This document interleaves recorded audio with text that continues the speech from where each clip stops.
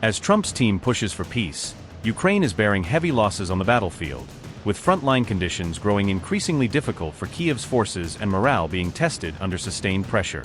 The former chief of the Ukrainian Armed Forces, Valeriy Zaluzhny, said the conditions are not improving for the country and that Kyiv continues to face significant operational and strategic challenges that show little sign of immediate relief. He added that the most likely scenario to end the war is a prolonged freeze lasting several years, suggesting that a rapid resolution is increasingly unlikely and that both sides may be locked into a long-term stalemate. The war cannot be ended under the pressure of yet another news event, Zaluzhny added, emphasizing that diplomatic or political announcements alone cannot determine the outcome on the battlefield. Zaluzhny also stressed that the Kremlin will not agree to peace without Ukraine's defeat or significant concessions, warning that Moscow's demands are unlikely to change without substantial Ukrainian compromises. Zaluzhny said, and I quote, "War doesn't always end with one side winning and the other losing. This happened in World War II, but it is an exception, as such outcomes almost never occur in history.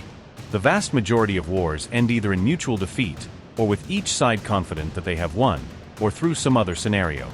We Ukrainians, of course, strive for complete victory, the collapse of the Russian Empire, but we also cannot reject the option of a long-term end to the war. At the same time, peace, even when it comes in anticipation of the next conflict, offers a crucial opportunity for political change, reforms, economic growth, and the safe return of displaced citizens." Unquote.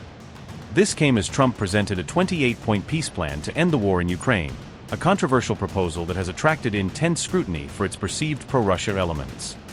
The plan reportedly recognizes Russia's control over occupied Ukrainian territories, raising fears that Kyiv may have to make territorial concessions in exchange for a broader ceasefire or peace agreement. According to reports, the United States drafted the plan in coordination with Russia, deliberately excluding Ukraine and the European Union from the initial negotiations, which has sparked criticism from Kyiv and its allies. In response, the European Union quickly crafted a counterproposal that is reportedly more acceptable to Ukraine, aiming to protect Kyiv's interests while still advancing a diplomatic resolution. The Kremlin confirmed receiving a revised strategy following emergency US-Ukraine talks held in Geneva, signaling that negotiations are ongoing but that major obstacles remain before any agreement can be finalized.